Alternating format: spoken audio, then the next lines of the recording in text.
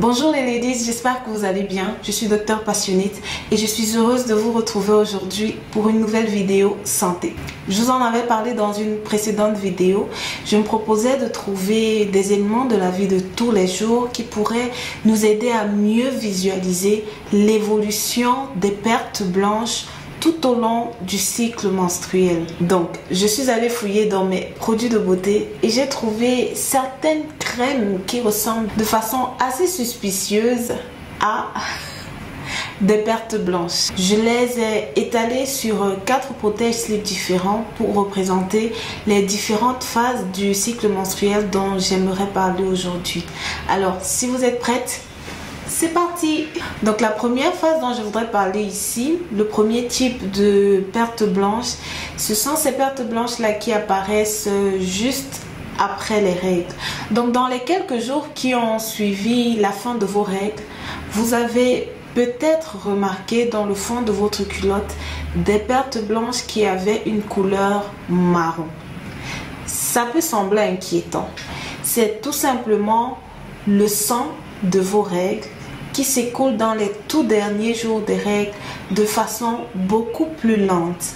Et étant donné que le flux est plus réduit, ces gouttelettes de sang la mettent un peu plus de temps dans le vagin et sont digérées par l'acidité du vagin.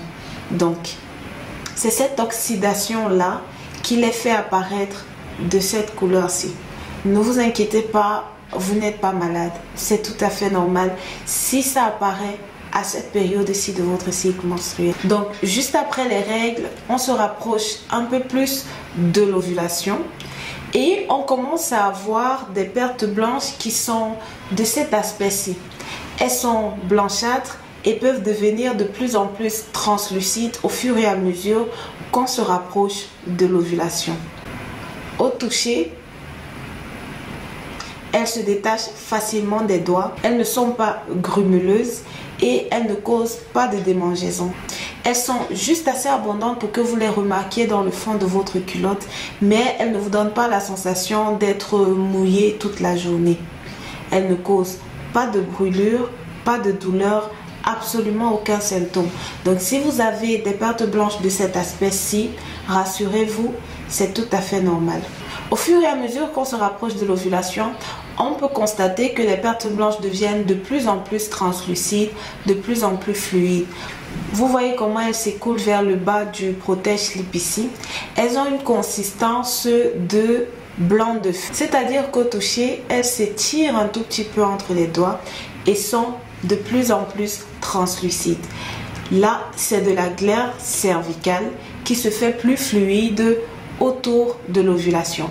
Donc si vous voyez des pertes blanches de cet aspect-ci, alors c'est le bon moment pour faire un bébé. Alors juste après l'ovulation, on rentre dans la phase lutéale du cycle menstruel. C'est la phase qui précède les règles. À ce moment-là, les pertes blanches peuvent devenir plus abondantes, plus épaisses, plus crémeuses. Elles peuvent même être un tout petit peu collantes sur les doigts.